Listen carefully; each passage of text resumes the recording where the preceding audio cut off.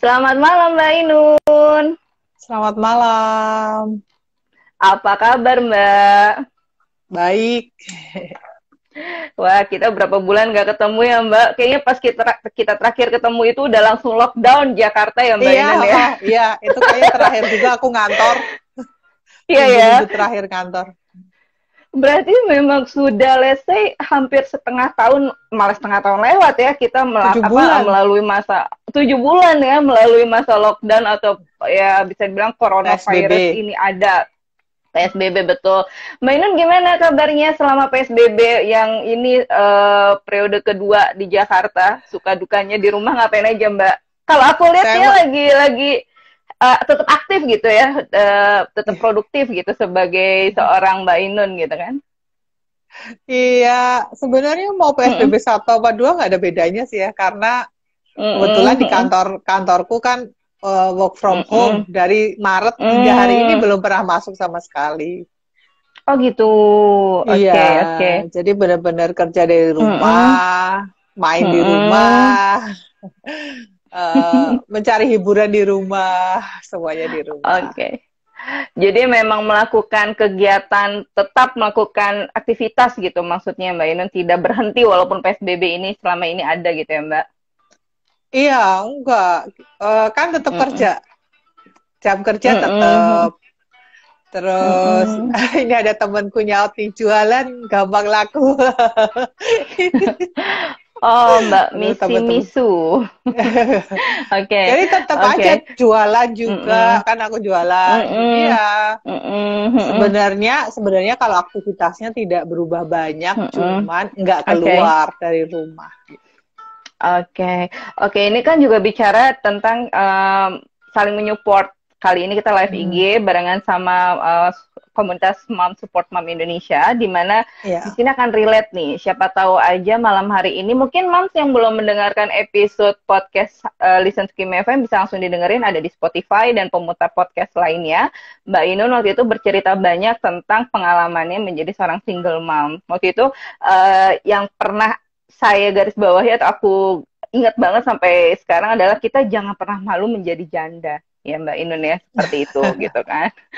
Kadang-kadang kan memang di Indonesia ini stigma janda atau sebutan janda masih negatif, masih kayaknya gue malu nih jadi janda gitu kan. Apalagi dengan hari ini kita akan ngobrolin tentang sakit hati gitu kan, tapi kita juga harus bisa berdamai dengan diri sendiri gitu kan. Mbak Inun sendiri ngomong-ngomong, sakit hati nggak sih dengan PSBB atau work from home selama ini? Kita mulai dari situ dulu deh Mbak. Sakit hati sih enggak, cuman saya lebih khawatir sih. Lebih khawatir juga urusan kesehatan ya. Saya lebih cemas saya tertinggi itu justru di urusan kesehatan. Setelah itu baru finansial. Karena kan mungkin aku tuh parnoan ya. Mungkin aku tuh hampir nggak keluar loh, sama sekali. Belanja pun jarang banget. 7 bulan itu aku bisa dihitung dengan jari. Mungkin kurang dari 5 kali aku keluar rumah gitu. Karena memang karena mungkin aku kerja di media gitu ya, jadi informasinya kan mengalir banyak gitu ya. Jadi aku lebih kayak deg-degan aja sih kalau. Jadi nggak sakit hati sih, cuman kayak aduh, ntar kenapa terus ada ibuku yang usianya udah lanjut. Itu sih sebenarnya kecemasanku tertinggi, justru ibuku gitu. Dan aku kan nggak bisa nengokin. Padahal aku tuh dulu yang hampir setiap bulan lah aku pasti mudik nengokin ibu. Sekarang kan nggak bisa kayak gitu. Itu sih yang paling mengganggu, nggak ketemu ibu itu. Kalau yang lainnya ya up and down ya. Kadang baik-baik aja. Kadang oh ya udah bisa menerima gitu kan. Kadang down lagi gitu kan. Ya itu karena situasinya juga nggak menentu sih ya. Masa kita nggak punya kejelasan ini akan berakhir kapan dan sebenarnya dampaknya ini akan seberapa signifikan gitu. Betul. Gitu ya, ini bisa jadi juga yang sedang dirasakan oleh moms malam hari ini nih Mbak Inun. Ada juga ya kayaknya benar-benar parno buat keluar gitu kan, sampai akhirnya ya udah di rumah aja gitu kan. Tapi Mbak Inun sendiri di rumah kalau boleh tahu, selain kerja ngurusin kerjaan utamanya, itu kalau saya lihat kan memang ada kegiatan masak memasak atau jualan makanan juga nih gitu. Itu itu salah satu passionnya Mbak Inun bikin makanan, masak-masak gitu atau gimana sih Mbak? Enggak, sebenarnya justru aku tuh nggak menduga bahwa aku hanya jualan makanan gitu ya. Karena aku tuh termasuk yang dulu tuh sempat berjanji nggak mau jualan, apalagi makanan gitu ya. Karena aku tuh dulu, ibuku tuh dulu punya warung. Dulu tuh aku waktu SMA, kalau pulang sekolah kan ke warungnya ibu sampai malam gitu. Nah, aku tuh suka lihat kalau malam-malam makanan warung nggak habis gitu kan, dibuangin gitu kan, sedih gitu ya. Terus jualan makanan tuh ternyata resikonya gede banget ya, gini-ginilah. Pokoknya aku lihat banget perjuangan ibuku. Terus aku merasa kayak gini, nggak mau jualan, apalagi makanan. Kalaupun, dan aku selalu merasa aku nggak bakat jualan gitu kan. Jadi aku tuh bener-bener nggak di planning bahkan dalam aku cita-citaku apa ya, jualan tuh nggak ada sama sekali gitu. Nah, cuman adikku tuh suka masak, adikku tuh emang punya warung makan, suka masak gitu kan. Terus kita berdua suka inilah gitu, terus tiba-tiba waktu itu sebenarnya awalnya karena kita masakin makanan ikan biar anak-anak doyan. Karena anak-anak tuh susah banget makan ikan kan gitu. Terus pas ngakal-ngakalin itu, terus ternyata kok enak, apa dijual aja ya gitu. Tapi blessing disguise loh, karena gara-gara kan aku jualan sebelum pandemi itu. Oh, baru aku mau nanya, apakah ini pengaruh dari pandemi? Karena kan kita lihat ya beberapa teman-teman lain gitu, bisa jadi moms juga sekarang yang karena pandemi ini ada yang kehilangan pekerjaannya, kehilangan income-nya, akhirnya larilah kepada dagang makanan ini gitu. Salah satunya saya juga seperti itu kan, Mbak Inun melakukan jualan atau dagang cemilan gitu. Berarti Mbak Inun ini jauh sebelum pandemi ya, ikutan jualan-jualannya ini, berarti bukan tren di pandemi ini justru gitu ya? Enggak. Justru pandemi ini mengalami penurunan penjualan sih. Dulu laku banget waktu belum pandemi. Karena sekarang mungkin daya beli turun, yang jualan banyak kan gitu. Tapi aku gini, kalau aku mau sebenarnya, aku tuh mungkin ya, aku tuh kadang kayak merasa gini, Tuhan itu ngasih apa ya, ngasih mukjizatnya ke aku itu gini, hidupku tuh penuh dengan miracle lah gitu, keajaiban gitu ya. Bayangin ya, aku tuh nggak pernah punya bayangan jualan makanan. Entah kenapa waktu itu akhirnya ya udahlah kita jualan makanan frozen food, ya bayangkan. Itu belum pandemi karena aku jualannya bulan September tahun lalu kan, Agustus September tahun lalu. Terus aku tuh juga selalu merasa begini, aku tuh paling nggak bisa nanem-nanem. Karena menurutku tanganku tuh panas gitu ya. Nanam apa aja mati gitu. Tapi entah kenapa waktu belum pandemi itu aku udah ini kok ya udahlah cobain nanam, nggak tahu lah tiba-tiba pengen nanam dari hal yang kecil gitu ya. Jadi ketika pandemi itu semua tuh menjadi kesibukanku yang jadi udah ada kan, udah dibikin gitu. Kayak Tuhan tuh udah ngasih jalannya gitu, kayak Nun, nanti tuh kamu akan menghadapi sesuatu. Jadi sekarang aku bukain jalan, kamu jualan frozen food, kamu nanam-nanam, kamu masak-masak. Aku tuh kan yang nggak masak, bukannya aku nggak bisa masak ya, aku bisa masak karena aku dibesarkan dari keluarga yang kayak semua perempuan harus bisa masak, tapi nggak hobi, nggak menyukai gitu loh, kayak tiba-tiba kalau aku masak terus temanku bilang enak mau dikirim gitu, aku kirimin gitu ya. Kayak Tuhan tuh bukain jalan dulu, ini siap-siap nih ya, kamu nanti Nun akan ketemu suatu masa di mana kamu harus banyak di rumah gitu. Kayak gitu, aku tuh kayak ngerasa, hidupku tuh penuh dengan keajaiban.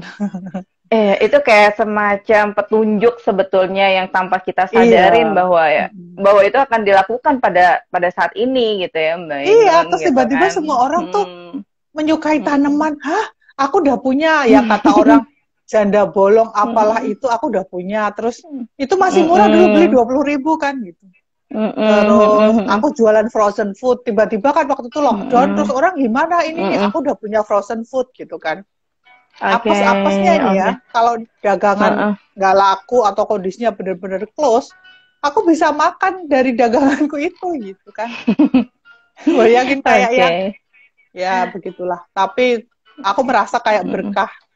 Hidupku tuh banyak lebih karena berkah gitu.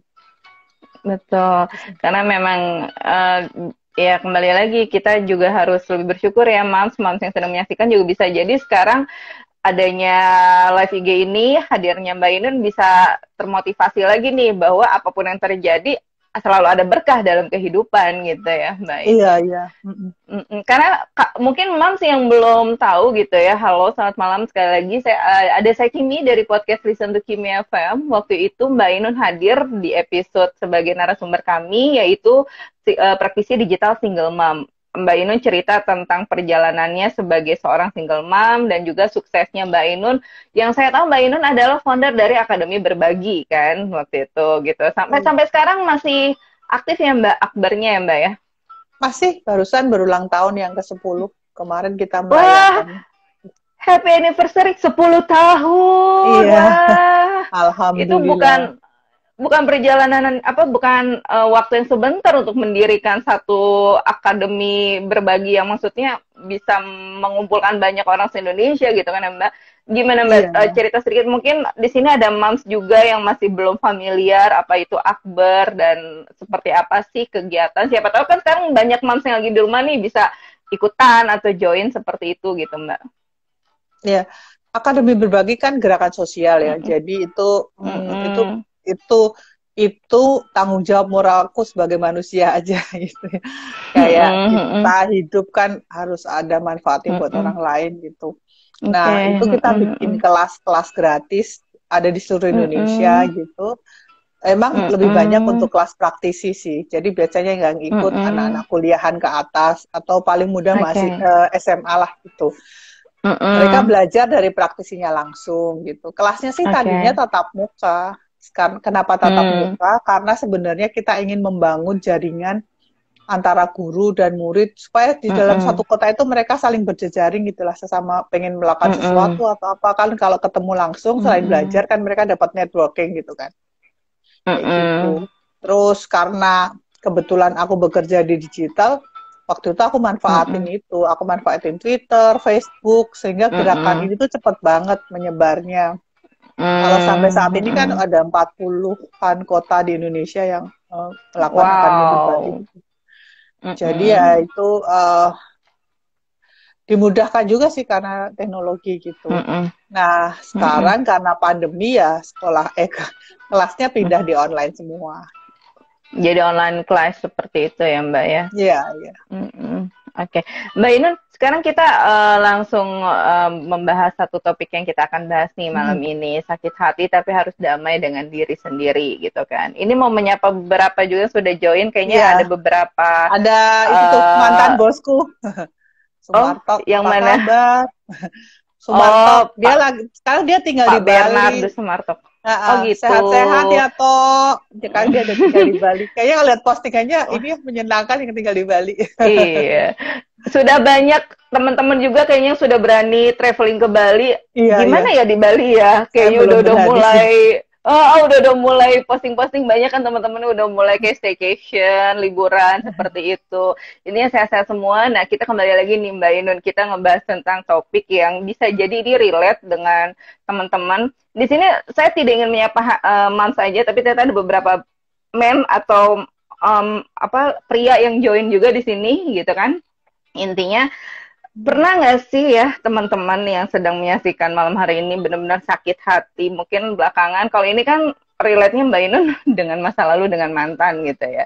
Nah mungkin sekarang teman-teman lagi nonton sakit hatinya dengan keadaan atau seseorang yang benar-benar bikin jengkel atau kesel gitu kan. Ini kita bisa sharing nih, Mbak Inun bisa berbagi sharing. 13 tahun ya Mbak ya, menjadi janda ya Mbak ya, benar kan waktu itu sharing sama aku ya, nggak gampang gitu kan 13 tahun. Nah melewati 13 tahun gejolak menjadi seorang single mom, apalagi sekarang anaknya sudah remaja, seorang putri gitu kan, masih ada nggak sih Mbak rasa-rasa sakit hati? Atau kita cerita dulu deh waktu awal-awal Mbak, yang waktu di podcast ya Mbak Inun cerita dari lingkungan sekolah aja tuh kayaknya dia janda gitu-gitu kan. Ini terlepas dari itu semua Mbak Inun bisa sharing berbagi kepada teman-teman yang sedang menyimak sakit hati itu seperti apa yang pernah dilewati oleh Mbak Inun dan mengatasinya.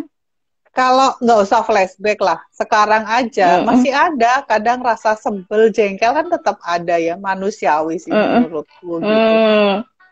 Tapi dari pertama pisah, walaupun aku jengkel, sakit hati, tapi waktu itu aku tetap gini, apapun kepentingan anakku di atas semuanya gitu. Jadi walaupun jengkel ya, udah diubun-ubun lah sama mantan gitu ya, tapi aku nggak pernah sekalipun hingga hari ini gitu ya bicara tidak baik tentang bapaknya. Jadi dan aku selalu bilang dia harus menghormati bapaknya, terus sayang sama bapaknya karena bapaknya emang sayang sama dia, saya bilang gitu. Terus dia suka nanya-nanya, aku nggak pernah dimarahin bapak. Maksudnya saya selalu menceritakan bahwa nggak ada sesuatu yang ya karena kami dua orang dewasa yang melakukan kesalahan sehingga kami harus berpisah kayak gitu. Itu tuh menurutku penting ya karena hidup anakku kan panjang. Jangan membawa bebanku menjadi beban dia gitu. Yeah. Jangan menjadikan lukaku itu menjadi luka dia, cukup luka aku aja gitu. Nah itu itu bener-bener aku coba walaupun mangkelnya jengkel gitu kan kayak gitu kan, bahkan sekarang aja masih suka jengkel gitu ya. Dulu sempat kayak jengkel banget gitu ya, tapi ya di depan anakku ya aku ini, dan aku tidak pernah membatasi dia boleh ketemu anakku, dia kapan aja boleh. Dia bisa, dia mau datang, mau jemput, mau apa ya bilang aja karena dan nama dia selalu ada di sekolah kan, aku selalu harus daftarin kan siapa yang berhak jemput anaknya gitu. Nama dia aku tulis walaupun mangkel gitu ya, tapi tetap aku tulis bahwa dia berhak sih untuk menjemput anaknya gitu. Jadi awalnya gitu memaksakan diri bahwa kepentingan anakku harus di atas dari emosionalku gitu. Oke. Tapi karena aku paksa begitu, lama-lama jadi biasa. Masa kemudian mereda sih. Kemudian akhirnya aku di satu titik menerima bahwa ya ngapain juga sih ya ribut terus musuhan gitu ya. Ya jengkel-jengkel pasti ada. Hingga hari ini kadang ada sesuatu yang menjengkelkan karena misalnya kayak nggak bisa diajak ngomong lah, nggak bisa diajak berbaik gitu misalnya ya. Atau berbeda pendapat lah gitu kan. Anaknya udah gede terus pilihan apa gitu kan. Kayak gitu, tapi tidak ini dulu sih. Dan karena aku selalu kalau lihat muka anaknya terus aku ngerasa kayak gini, apa yang aku maksudnya ini apa salahnya anakku sehingga dia harus menanggung sakit hatiku, kan nggak ada, dia nggak salah apa-apa gitu.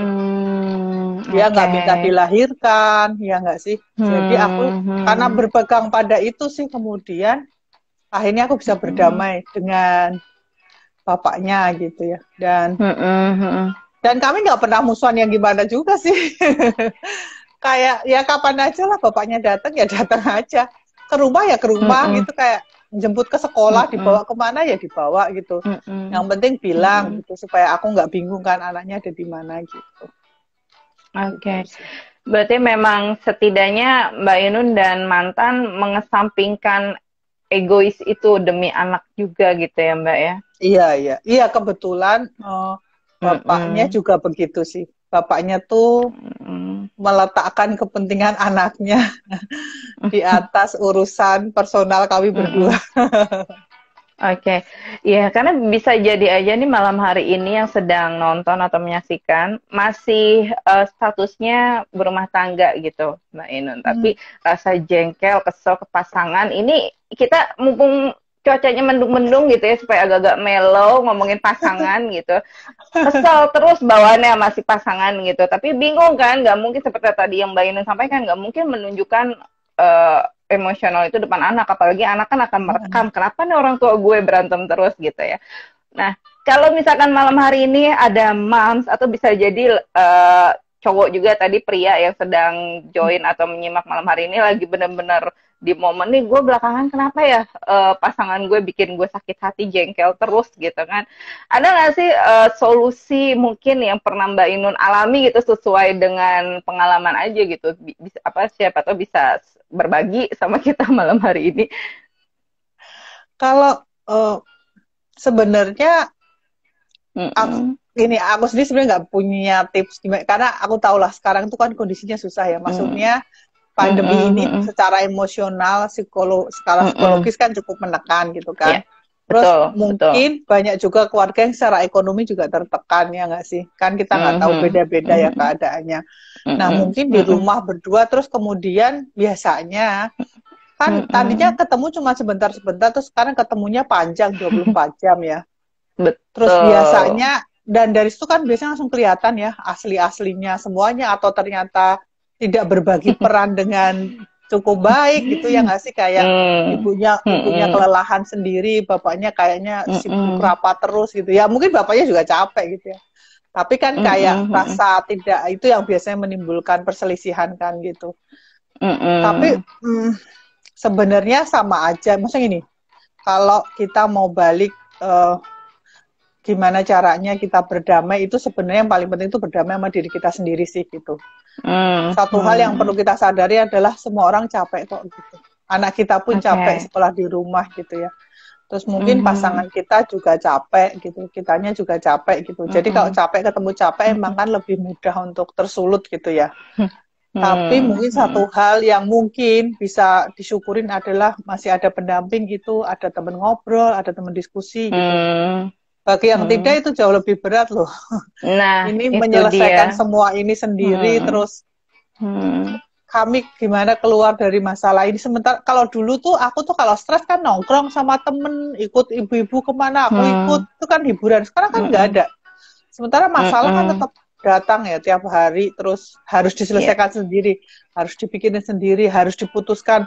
Kalau nggak bisa gimana, ya harus bisa kan gitu. Jadi mungkin ini cuman, walaupun saya nggak tahu kondisi masing-masing rumah, kalau memang kondisinya terlalu berat ya nggak bisa diselesaikan dengan cara ini sih. Tapi kalau masih yang urusannya berantem, jenuh, berbagi tugas yang nggak fair segala macam, mungkin kita perlu sedikit melihat bahwa masih beruntung ada pasangan yang bisa diajak ngomong, masih ada teman ngobrol, teman berbagi tugas dan sebagainya, daripada yang sendiri nggak ada teman, sedangkan bebannya sama besarnya. Mbak, kita bicara tentang masalah yang di rumah aja nih, pasangan yang mungkin biasanya hanya ketemu berapa jam, sekarang bisa 24 jam gitu ya, dalam sehari. Bahkan seminggu, sebulan, sekarang udah masuknya 7 bulan lebih gitu, bareng-bareng di rumah. Harusnya kan kita lebih damai atau lebih mengenal pasangan kita ya Mbak gitu. Ini bicara tentang yang berpasangan ya Mbak ya. Kita menyapa dulu teman-teman yang punya pasangan, suami dan istri masih lengkap, bersyukurlah seperti yang Mbak Ina sampaikan. Cuman masalah lain adalah rasa kejenuhan itu sendiri gitu. Nah kalau yang bagi single mom kan mungkin bisa dibilang masih, ya walaupun minusnya kita nggak ada pasangan, masih enak, kita masih bebas untuk berhubungan atau menghubungi teman-teman kita tanpa ada batasan tertentu. Nah, kadang kan kalau ada pasangan itu suka ada rasa cemburu, kita misalkan berhubungan lagi dengan teman-teman lama. Nah, teman lamanya bisa jadi ada mantannya di situ. Nah, itu jadi bikin jengkel juga gitu kan. Sebetulnya ada ini nggak sih Mbak Inun, menurut Mbak Inun ya, ada hal yang bisa dilakukan lagi nggak sih selain berantem terus? Bisa jadi malam hari ini juga, gue sama pasangan gue sehari-hari kesel mulu nih, jengkel mulu gitu kan.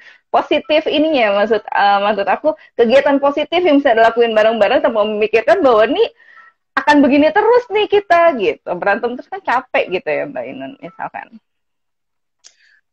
Apapun sebenarnya tidak ada aktivitas yang bisa mengalihkan kemarahan sih. Kemarahan harus diselesaikan dulu dengan dirinya sendiri, karena ya paling bisa ini kita menanam ini, habis itu ribut lagi ya kan, kita masak bareng habis itu ribut lagi misalnya kayak gitu. Berdamai dengan diri sendiri itu paling susah memang, tapi kondisi sekarang memang kita harus lebih keras sih. Saya aja hingga hari ini masih berusaha keras berdamai dengan diriku sendiri ya, walaupun aku nggak pernah berantem dengan pasangan kan nggak bisa, tapi kan aku kadang juga ribut sama anak ya kan sih, ribut sama pembantu ya kan, kayak selalu ada lah. Tapi memang toleransi kita harus jauh lebih besar sih sekarang gitu. Bisa aja sih kita mencari pengalihan aktivitas gitu ya, supaya lebih mengurangi, bisa juga, atau ya memang ada batasan. Misalnya gini, kita diatur aja, kita mulai berkomunikasi, ngobrol jam sekian-sekian ya, dua-duanya ninggalin pekerjaan masing-masing, bener-bener ngobrol setengah jam aja udah, habis itu ya silahkan masing-masing ini gitu. Terus bagi tugas, kalau perlu ditulis nggak apa-apa, sah-sah aja kok siapa yang jadi punya jurnal ya Mbak ya. Jadi nggak apa-apa karena memang kan teamwork kan harus ada pembagian kerja yang jelas gitu ya. Di rumah itu kan teamwork. Nggak cuma pasangan sih, ibu, bapak, anak, pembantu atau siapapun lah anggota rumah, nenek semua. Ya karena sekarang di rumah 24 jam, aktivitasnya terpusat di rumah. Ya mau nggak mau kita mungkin ya kayak dikelola seperti sebuah perusahaan sih. Kita akan berbagi peran, berbagi tugas, siapa mengerjakan apa, kapan. Dan kapan time out di mana semua orang akan berkumpul dan benar-benar ya kita ngumpul. Setelah itu ya masing-masing lagi gitu. Kan banyak yang di rumah aku aja ya walaupun di rumah sama anakku belajarnya satu ruangan, aku belajar dia kerja. Tapi yang benar-benar kita bisa duduk ngobrol itu di atas jam 9 malam baru bisa. Karena anakku sibuk, akunya sibuk. Ya kan kebayang kan, satu rumah pun ternyata ya tidak serta-merta bisa ngobrol leluasa gitu sih. Nah, itu dia. Makanya kan kalau yang bisa dibilang nggak ada pasangan sih masih oke lah ya Mbak, walaupun kesepian gitu, nggak ada teman untuk berbagi gitu, sharing. Nah, yang ada pasangan ini justru kadang-kadang ya bukannya quality time, tapi banyak juga sih teman-teman saya juga cerita nih, gue yang ada berantem terus, malah banyak ada beberapa waktu lalu kan tingkat perceraian tinggi nih Mbak di era pandemi ini gitu kan, gara-gara satu rumah terus. Nah ini maksud saya ya, saya bukan mau bilang welcome to the club, nggak gitu juga sih gitu, cuman maksudnya kalau boleh tahu nih, waktu itu juga Mbak Ainun berpisah apakah karena dulu sering ribut terus atau gimana, akhirnya udah ini yang terbaik gitu atau gimana Mbak? Enggak, suami saya tuh nggak pernah marahin aku. Ada alasan yang signifikan sih, cuman kan saya nggak mungkin membicarakan di sini ya. Yang itu ini dan kami kesepakatan bersama untuk selesai. Tapi masa gini, marahan sih, tapi pasangan saya tuh bukan yang teriak-teriak atau membentak. Saya nggak pernah dibentak sama sekali. Aku nggak pernah. Dia nggak pernah kasar sama aku, nggak pernah. Jadi sebenarnya kalau orangnya kayak ya nggak pernah kami berantem tuh diem. Jadi dia diam gitu. Paling salah satu pergi keluar gitu. Nanti balik-balik gitu. Pokoknya kayak itulah gitu. Tapi pada dasarnya itu bukan. Ya kami sudah dan itu cukup serius sih urusannya dan sehingga ya sudah kita akhirin gitu ya. Tapi pada dasarnya gini, kalau aku ditanya sih, kalau tidak ada tindakan kekerasan, selingkuh, maksudnya kekerasan baik verbal maupun fisik gitu ya, sebaiknya pikirkan baik-baik deh untuk berpisah karena problemnya akan makin banyak kok gitu. Walaupun memang sekarang sih banyak banget perempuan-perempuan single yang kemudian malah jadi lebih lebih bersinar gitu ya, atau dia lebih ini itu ya memang selalu ada sih. Tapi kalau memang kan ketika kita memutuskan menikah sebenarnya kan kita sudah tahu bahwa kita kan berpasangan gitu ya, dan apalagi kalau punya anak gitu ya kan, artinya kan ada segala konsekuensinya gitu. Kalau masih bisa dipertahankan, kalau aku sih selalu bilang ya dipertahankan sampai titik darah penghabisan, asal bukan 3 hal itu yang aku bicarakan di awal gitu ya. Jadi 3 hal, asal tidak ada pelanggaran agama. Oke, kita dia tidak melakukan kekerasan, dia tidak melakukan kekerasan, tidak selingkuh, terus atau kriminal gitu ya. Melanggar itu sih menurutku mungkin masih bisa nggak didiskusikan. Kalau masih bisa sih ini, karena memang nggak pernah ada pasangan yang benar-benar cocok sama kita ya nggak sih? Iya betul, karena memang kekerasan di sini kan macam-macam ya. Saya nggak cuma mukul loh ya, verbal tuh kekerasan juga. Membiarkan perempuan tidak menjadi dirinya sendiri itu juga kekerasan. Jadi kalau aku hampir bukan, tapi bagaimana? Nah mungkin ini sebenarnya aku temukan setelah lama pisah gitu ya. Jadi kalau berantem itu akan terjadi ketika kedua belah pihak saling, ya kan? Tapi kalau salah satunya nggak nanggepin itu nggak terjadi kan? Ya nggak, berantem itu nggak, keributan itu nggak akan terjadi. It takes two to tango ya kan? Nggak bisa ya kan? Nah, kalau salah satu bisa tidak itu, jadi berantem itu nggak ada. Jadi tipsnya biasanya ya kalau yang satu lagi marah ya satu udahlah. Nanti kalau mau gantian marah ya gantian aja gitu ya. Maksudnya kalau itu sih salah satu tips untuk menghindar. Karena gini, apa enaknya satu rumah 24 jam pandemi gini terus ribut terus gitu. Nah, nggak ada untungnya. Beneran, nggak ada untungnya. Karena yang tersiksa juga kita sendiri kan. Ya. ya, Yang betul. ribet ya kita. Terus kayak, iya sih aku juga lihat.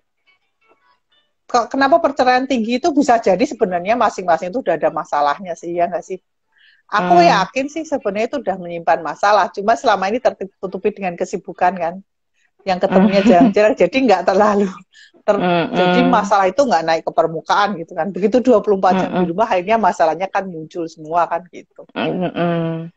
Jadi ya beda hal sih, Ami. Aku tidak bisa menyimpulkan bahwa karena berantem terus satu rumah terus cerai, belum tentu juga sih gitu. Karena mungkin bisa jadi semua punya masalah sebelumnya gitu, yang ketika pandemi itu menjadi kayak ada pemicu yang lebih untuk mereka, ya udahlah gitu sendiri-sendiri aja gitu. Iya, oke.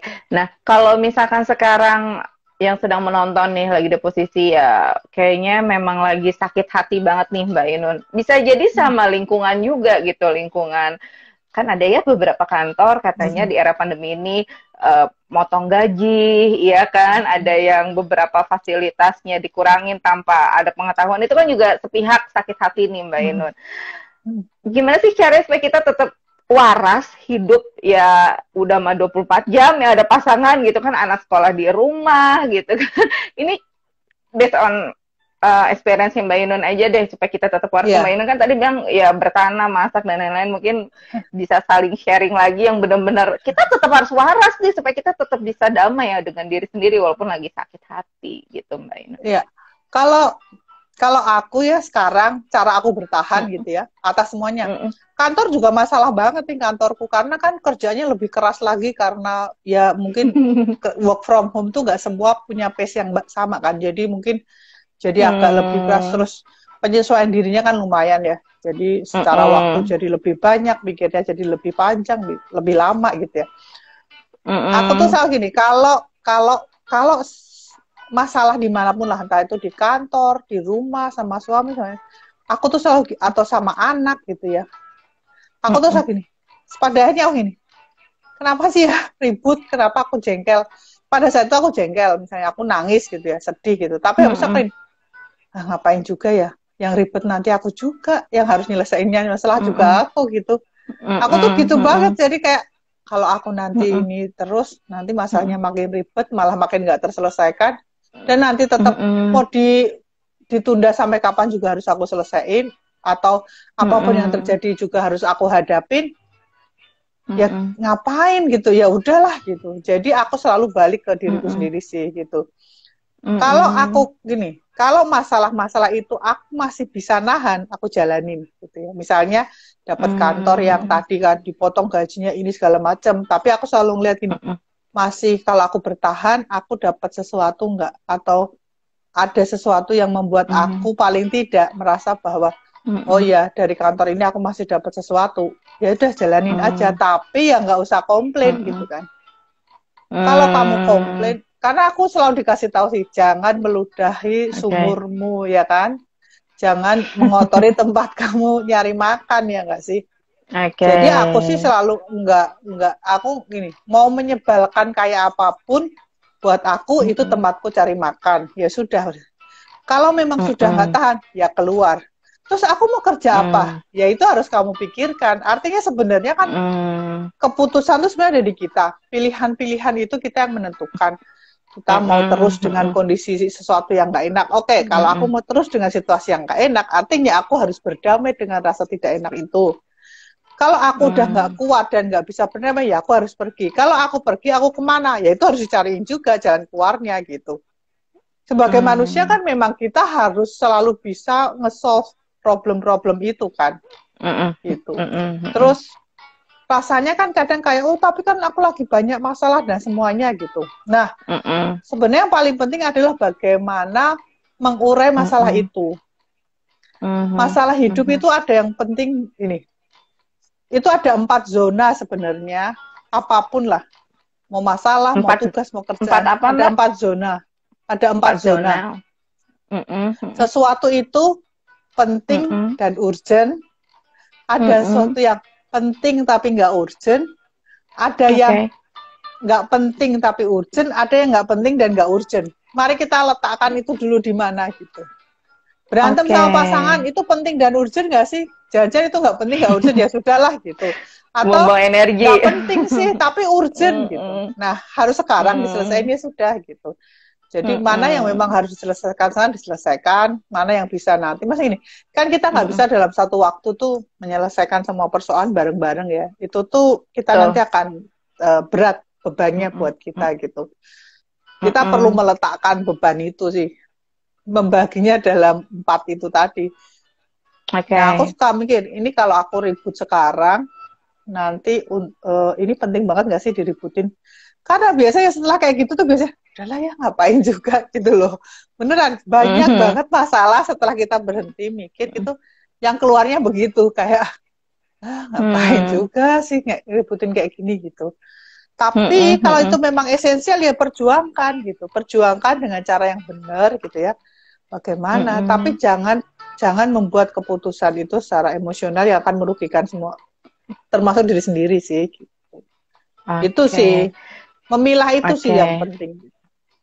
Berarti termasuk memilah teman-teman penting juga nggak nih Mbak Inun? Karena kan kadang juga teman-teman bisa, ya maksudnya kalau kita semakin dewasa katanya inner cycle teman-teman juga semakin kecil kan gitu. Iya. Sebenarnya pandemi ini sudah sadarin deh. Pandemi ini kan sebenarnya seleksi alam, siapa yang benar-benar jadi teman buat kita, ya nggak sih? Karena kita nggak ketemu secara fisik, kan sebenarnya orang-orang yang punya ikatan batin yang kuat lah yang mungkin masih berkomunikasi secara rutin, ya nggak sih? Karena ya udah kan, ini ada yang salah buat Bubo, ya nanti disampaikan salammu buat bosku. Jadi kan dan itu sebenarnya ya nggak apa-apa juga gitu, nggak penting kok teman kita tuh banyak atau sedikit, ya sepanjang kamu merasa cukup ya sudah gitu kan. Jadi tapi memang bener sih, makin tua circle-nya makin mengecil. Kenapa? Karena pertama secara waktu kita juga udah nggak punya banyak, ya nggak sih? Karena banyak hal yang harus kita selesaikan atau banyak hal yang harus kita pikirkan. Terus kita juga udah mulai nggak mau terlalu capek, ya nggak sih, hubungan-hubungan yang toksik gitu-gitu atau teman yang ribetin, adalah nggak usah, kita kan paling kayak gitu. Terus bahkan kita mencari teman yang benar-benar cocok aja deh, biar nggak perlu repot menyelesaikan gitu kan gitu. Betul. Terus, ya kalau bisa sih, yang ya berarti nggak salah ya Mbak Inun kalau sekarang ini kita lebih menyeleksi mana teman-teman yang bisa membuat kita lebih damai sama diri sendiri atau yang enggak. Kita harus lebih bisa pinter nih mana teman-teman yang bisa menyupport dan enggak, seperti itu ya Mbak ya. Sebenarnya pandemi nggak pandemi ya kita memang harus memilih teman sih, karena teman itu akan memberi influence besar selain keluarga. Oh gitu. Jadi iya, yang mempengaruhi gini. Kalaupun keluarga pun keluarga yang punya hubungan intens ya, kayak kalau keluarga yang satu di luar kota kan sebenarnya hubungannya nggak, masa secara fisik kan nggak bisa ketemu intens gitu ya. Bisa jadi teman malah punya pengaruh yang lebih besar loh, karena intensitas ketemunya jauh lebih sering misalnya kan gitu. Jadi kalau aku ya nggak pandemi atau pandemi ya sah-sah aja, kita memang harus milih teman karena dia akan menginfluence kita, dia akan mempengaruhi kita juga, bahkan bisa jadi ikut mempengaruhi pola pikir kita juga sih. Nah, oke. Jadi mungkin yang baru bergabung nih mau menyapa lagi. Halo, selamat malam. Ada saya Kimi dan juga Mbak Inun. Kami dari podcast Listen to Kimi FM is all about single fighter. Ada di channelnya @momsmom.id atau komunitas Mom Support Mom Indonesia, di mana di sini kita akan ngajak ngobrol mengenai ya teman-teman lagi sakit hati tapi harus bisa juga damai dengan diri sendiri. Kenapa kita ngobrol sama Mbak Inun? Karena Mbak Inun waktu itu di podcast, yang belum dengerin boleh loh dengerin di Spotify dan semua pemutar podcast, cerita bahwa dalam perjalanannya sebagai janda itu 13 tahun nggak mudah. Bahkan sampai sekarang aja masih ada yang suka memandang sebelah mata ya Mbak ya. Padahal Mbak Inun bisa bilang sosok Mbak Inun ini di dunia digital, anak-anak agensi digital gitu ya, siapa sih yang nggak kenal Mbak Ainun gitu kan. Tapi ternyata di sisi lain masih ada juga yang memandang sebelah mata. Nah, gue aja bukan siapa-siapa, katakanlah masih suka bawa perasaan. Gimana nih caranya nih Mbak Ainun untuk membuang rasa-rasa supaya nggak baperan dengan omongan orang bahwa kita ya janda lah, kita single mama inilah itulah gitu Mbak. Ya, dulu aku baperan sih, tapi mungkin udah berhenti berapa puluh tahun yang lalu ya. Sekarang mah udah gak ada rasanya, saya biasa aja. Ya, adalah namanya orang kan kita berinteraksi dengan orang tuh kan ya macam-macam gitu ya. Walaupun sekarang pandemi nggak ketemu, di sosmed kan ada aja kan kita berinteraksi. Ya ada aja tuh yang nyeletuk ngatain aku lah apa gitu ya, misalnya kayak apalah gini segala macam. Tapi itu sih udah nggak ada, aku sih udah nggak ada rasanya sih ya. Aku udah nggak merasa bahwa gini, aku tidak merasa terhina. Itu sih yang lebih penting. Apapun omongan orang terkait statusku ya, aku nggak merasa terhina karena menurutku gini, nggak ada sesuatu yang bisa dihina gini. Apa sih yang gini? Aku tuh gini, mungkin, tapi ini mungkin berlaku buat aku yang umurnya udah berumur ya. Tapi aku tuh merasa gini, aku tuh bukan siapa-siapa yang pasti punya salah, punya kejelekan, punya ini. Kalau ada orang yang ngatain aku, ya mungkin aku memang ada sesuatu yang tidak bagus atau tidak baik gitu ya. Jadi aku hampir nggak merasa. Pernah kan aku dikatain gitu ya. Jadi suatu kali di sekolah gitu, terus ada orang tua murid bilang, pas dia nanya, suaminya di mana? Oh enggak, saya nggak ada suaminya. Wah hati-hati ya, suaminya kita jagain supaya nggak ini, hati-hati suaminya nggak boleh deket-deket sama Mbak Ainun. Itu tuh ya ketawa aja sih masa gini. Walaupun di hati kecil tuh kadang ada rasa kayak rasanya pengen bilang, ya kali gue tertarik sama suami lu, tapi kan itu jahat ya, maksudnya kayak ngomong, udah nggak pengen bales juga sih, nggak terlalu, nggak inilah, karena menurutku nggak ada sesuatu yang perlu dibicarakan atau dihinakan atau diapapun terkait status, karena menurutku keputusan orang kemudian menjadi single itu kita nggak pernah tahu di belakangnya, ya nggak sih?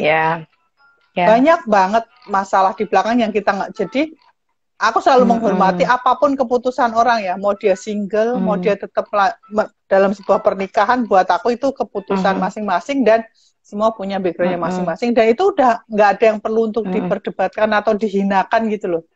Kalau ada orang masih ngeributin dan ya memang masih ada ngehina atau merendahkan gitu, buat aku mah aku nggak merasa direndahkan karena aku udah rendah gitu, jadi udah nggak ngefek sih buat aku mas.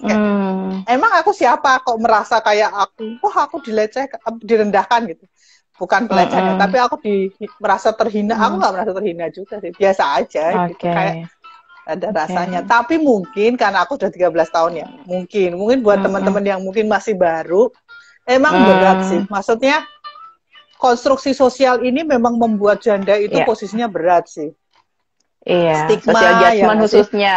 Social judgment, terus bahkan secara negara itu perlakuan buat kita juga nggak fair sih, ya nggak sih? Kita kan nggak bisa nuntut untuk mendapatkan nafkah, walaupun pengadilan menetapkan pun, tapi kan kekuatan hukum tidak bisa digunakan untuk memaksa. Terus surat menyurat, kredit, itu tuh repot memang ya single itu.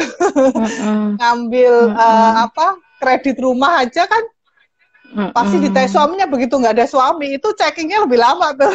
Iya, benar. Nah, kayak gitu, karena kembali lagi negara kita tuh masih kayak kurang support ya Mbak ya, kalau untuk urusan single mom atau janda gitu ya. That's why podcast ini hadir untuk support system. Jadi kalau yang mam hari ini belum belum pernah mendengarkan podcast Listen to Kim FM, silakan didengar, karena podcast Listen to Kim FM ini memang hadir menjadi support system, dan kita we will talk about single fighter yang sukses di bidangnya. Walaupun kamu single mom atau single dad juga bisa sukses, seperti Mbak Ainun salah satunya gitu ya Mbak. Gitu. Jadi memang kembali lagi ya Mbak, tadi yang sudah Mbak sampaikan gitu kan, teman-teman yang malam hari ini menonton, kita sapa dulu ya Mbak, ini banyak banget yang udah menyapa Mbak Inun nih malam hari ini, kayaknya fans beratnya Mbak Inun nih. Di sini ada siapa nih, Mas Al Bahagia. Mbak Inun teman yang sangat friendly banget katanya. Al, iya. Al ya itu kan? teman sekampung, sama-sama dari iya. Salatiga. Oke Mas Al, iya kok Mbak Inun memang friendly banget, saya baru kenal aja sangat friendly. Terus ada Mbak Nila Tanzil, Mbak Inun mah keren banget. Nila, sehat-sehat ya dirimu. Terus tadi ada yang menyapa nih, ada Ibu Talu, tadi katanya halo Mbak Inun, katanya gitu. Halo. Terus setuju Mbak, gitu. Ini juga Ibu Talu salah satu orang atau part of komunitas ini nih Mbak Inun, yang ngajak saya juga di sini komunitasnya channel live IG malam hari ini. Nah terus juga ada di sini banyak ya fansnya Mbak Inun atau gimana nih? Malam hari ini ada juga Miss Nisu ya. Oh iya, Mama Nisa itu sahabatku. Katanya jangan kasih celah untuk dihina. Kalau Mbak Ais sih top lah, strong and smart. Yes, karena memang sebagai perempuan harus gitu kan. Nggak pernah merasa terhina. Jadi gini, yang membuat kita merasa terhina atau tidak itu kita sendiri loh. Kita mengizinkan untuk merasa terhina nggak? Aku sih nggak pernah terhina ini. Aku pernah dikatain janda itu. Aku nggak merasa terhina karena aku nggak ngerasa lah terus apa. Terus aku lah itu emang statusku. Terus aku mau suruh ngapain ya nggak sih gitu. Nggak ada sesuatu yang ya nggak. Jadi yang mengizinkan kita merasa terhina atau tidak itu kita sendiri. Mulut orang kita nggak bisa kontrol, tapi reaksi kita yang kita bisa kontrol.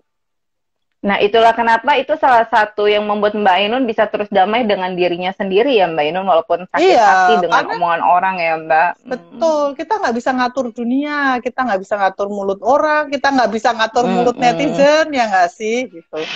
Kalau emang sakit hati, hindari. Jangan, misalnya gini, orang itu nyebelin, ya udah tinggalin. Karena ngapain juga aku bertahan untuk sesuatu yang kemudian itu menyakitkan diriku gitu ya. Tapi sekarang aku sih udah di tahap ya orang menghina ya hina aja, wong akunya nggak merasa terhina jadi ya nggak refleksi. Betul. Nggak ini juga sih.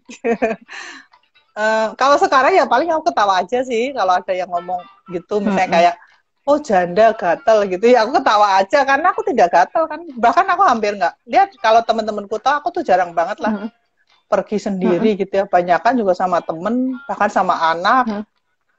Aku tuh hampir, karena emang males aja sih kadang, males orang, aku tidak ingin memberi celah buat orang untuk berprasangka negatif gitu. Mbak, pertanyaannya masih ada Mbak orang yang menghina Mbak, maksudnya dia nggak tahu siapa Mbak sekarang Ainun sih gitu. Udah enggak. Jadi penasaran gue siapa orangnya gitu kan.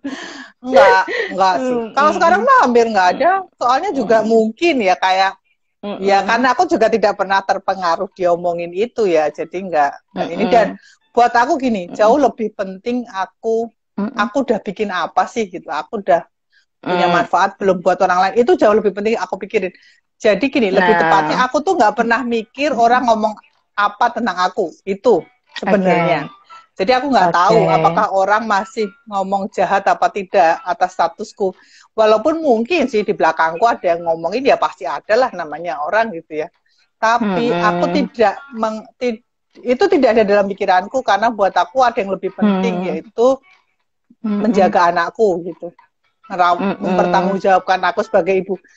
Karena tugas itu jauh lebih berat sih buat aku ya, karena itu tanggung jawabnya dunia akhirat gitu ya. Karena kita fokus di situ, jadi nggak terlalu mikirin hal lain sih. Jadi mungkin salah satunya juga tipsnya ya udah kamu fokus aja pada sesuatu yang menurutmu itu akan membuat kamu lebih berharga. Gitu. Kamu merasa berharga. Misalnya kamu kalau kerja kamu lebih berharga ya lakukan itu. Ngurus anak kamu merasa lebih berharga ya lakukan itu. Kamu mencintai dirimu sendiri dan itu menjadi kamu lebih berharga, itu jauh lebih penting.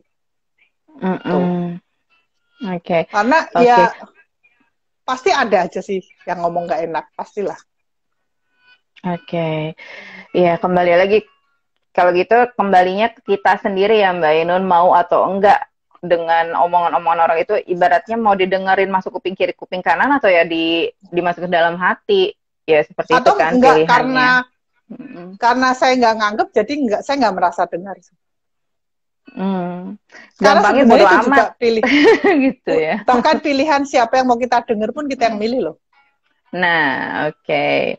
Oke, Mbak Inun ini nggak kerasa 8 menit lagi waktu kita, nggak Oke. kerasa ya mau 1 jam aja gitu kan. Mungkin terakhir nih Mbak Inun yang mungkin bisa saling berbagi, ini kita sharing berdasarkan pengalaman Mbak Inun aja ya, 13 tahun hidup sendiri gitu, menjadi single mom, bahkan anaknya sekarang sudah remaja.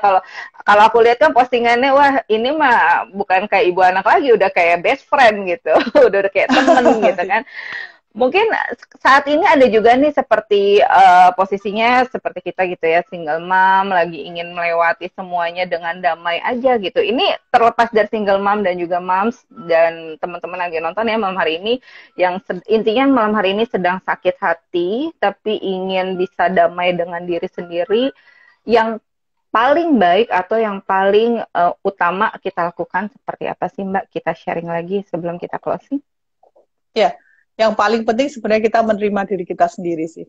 Itu menerima apapun yang sekarang sudah diputuskan atau yang terjadi pada diri kita. Itu jauh lebih penting daripada kita mikirin apa yang ngomongin orang atau apa yang orang tua keluarga kita ini. Tapi kita menerima kita sendiri dulu. Berdamailah dengan status kita. Kalau itu pada single mom atau single dad gitu ya. Inilah gitu.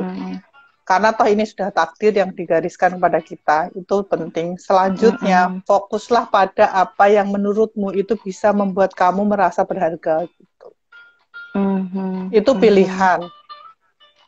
Ada yang fokus karir, ada fokus anak, ada yang fokus kerjaan sosial, ya kan? Ada yang fokus jadi ibu rumah tangga, nggak apa-apa. Yang penting pilihan sadar dan kita lakukan gitu. Jangan terpaksa gitu. Kalau kita sakit hati itu wajar, semua orang pernah ngalamin. Adalah mau berpasangan pun ada, pasti ada juga yang sakit hati, stres, depresi gitu ya. Aku aja juga stres, depresi gitu ya. Kalau emang bener-bener nggak bisa, carilah pertolongan. Jangan pernah merasa bahwa pergi ke psikiater atau psikolog itu orang sakit jiwa. Enggak, mereka akan membantu kita kok untuk keluar dari masalah ini. Kalau emang yang lebih nyaman dengan tokoh agama, ya silahkan, carilah tempat untuk kamu menyembuhkan ini. Jadi gini, kalau kamu bisa menyembuhkan diri itu, lakukan berdamailah dengan dirimu. Kalau kamu merasa udah berat banget, carilah pertolongan di tempat yang tepat. Karena memang ada masalah-masalah yang kita nggak bisa selesaikan sendiri sih. Gitu. Jadi intinya jangan malu ya Mbak. Jangan malu kalau kita butuh pertolongan yang expert seperti itu ya Mbak Inun ya. Iya, karena saya ngerti kok berat memang. Single fighter itu berat. Orang tuh punya tekanannya sendiri-sendiri gitu. Kalau bukan kamunya lemah, ya mungkin memang kamu diserang di tempat yang kamu benar-benar butuh pertolongan gitu. Jadi ya nggak apa-apa. Tuh. Aku malah suka sedih kalau ada yang tertekan terus merasa nggak mau ke psikolog, ntar dikira orang sakit jiwa. Itu aku jauh lebih sedih sih kalau itu. Oke. Mbak Inun, pertanyaan terakhir aku. Kalau tadi kan Mbak Inun bilang nggak mau sedih gitu ya melihat, ya maksudnya sedih lah melihat orang yang nggak bisa ke psikiater karena takut dianggap gila atau apa sama lingkungannya. Nah kalau kita yang sendiri benar-benar mengekspresikan dengan suasana hati yang benar-benar udah tertekan dalam diri, kitanya malah kayak gampangnya kalau anak kecil tuh kayak tantrum gitu, marah-marah, teriak-teriak di satu tempat. Itu normal kan ya Mbak ya? Seperti itu sebetulnya. Gini, kita tuh boleh kok melampiaskan marah kita, tapi ingat satu hal, jangan melampiaskan yang itu merugikan diri kita sendiri atau orang lain kelak. Ingat. Nah, kalau kita berteriak-teriak tapi kemudian tetangga kita menganggap itu kenapa sih? Itu merugikan kamu loh. Carilah apa pelampiasan. Boleh kok teriak tapi di kamar mandi ditutup jadi orang nggak dengar, jadi nggak sih? Nggak kemudian kamu teriak terus digedor Pak RT, itu kan problem akhirnya kamu mengganggu ketertiban umum misalnya. Jadi intinya sebenarnya nggak apa-apa sih. Kamu berhak marah, kecewa dan harus diluapkan, tapi carilah pelampiasan yang tidak merugikan kamu nantinya atau orang lain. Oke. Tuh, penting sekali nih untuk yang malam hari ini menyimak. Jadi nggak apa-apa kita marah-marah, dilampiasin, yang penting tidak merugikan diri kita sendiri. Tuh, tanya Mbak Misu itu, Ibu Nisa. Aku nangis sama dia, nangis ya nangis saja gitu. Karena buat yang aku penting, Iya. Keluar gitu ya Mbak ya. Keluarin ya keluarin. Betul. Oke, berarti memang sekali lagi yang menyimak malam hari ini mudah-mudahan bisa mendapatkan inputnya dari live IG yang hadir bersama kerjasama dengan komunitas Moms Indonesia ini ya, Support Mom ini memang saling support nih. Mudah-mudahan aja Mbak Inun terus sehat, Mbak Inun terus sukses dengan segala aktivitas dan juga segala yang sedang direncanakan lancar-lancar semuanya.